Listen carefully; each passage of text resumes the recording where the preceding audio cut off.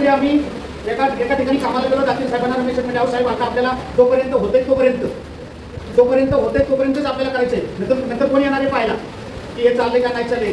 साहेबांनी शब्द वापरला, मी सॉरी म्हणून बाईंना वापरतोय. ते म्हणाले मी असू नाही तर नसू, मी गेलो तर मी तिथंच फिरत राहील.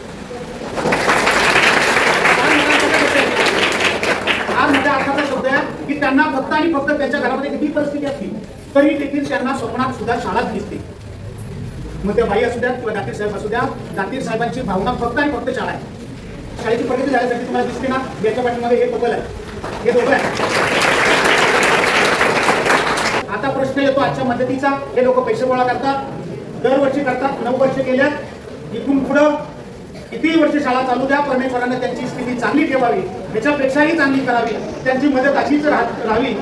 कोणत्या सगळे गावांच्या सरांच्या मार्गदर्शनात हे चालतंय ना, हे असंच चालू राहावं.